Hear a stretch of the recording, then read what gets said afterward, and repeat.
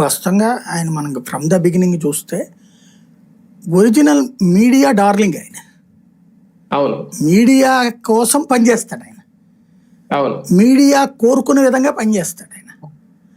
మీడియాలో ప్రచారం ఎలాగ పాజిటివ్గా వస్తుందో దానికి తగ్గట్టుగా వ్యవహరిస్తాడు ఆయన.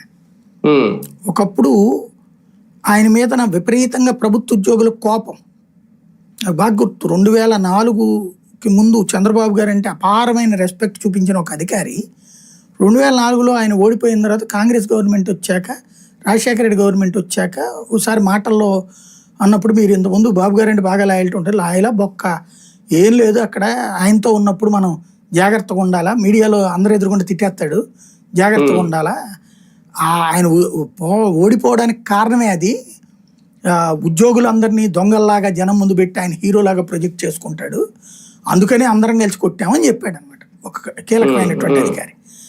అంటే జనం కోరుకునేటటువంటిది సాధారణ పౌరుడికి ఏంటంటే, ఒక అధికారి దగ్గరికి వెళ్ళినప్పుడు ఇటు చేతులు కట్టుకుని చూడము, లేదంటే బతిన్లాడుకుని పని చేయించుకోవడము అవసరం అవుతుంది. ప్రభుత్వ ఉద్యోగి అంటే ఒక డామినేటింగ్ రోల్ పోషిస్తారు. ఇంట్లో మొగుడు డామినేటింగ్ రోలు చూసి చూసి విసిగెత్తిపోయే లేడీస్ ఎట్లా బిహేవియర్ ఉంటుందో ఇక్కడ వీళ్ళతో అట్లాగే ఉంటుంది. ఈ డామినేటింగ్ రోల్తో వెక్సేషన్ ఎట్లా అవుతుందంటే, ఈ చంద్రబాబు గారు వచ్చేసి ఇది అంటే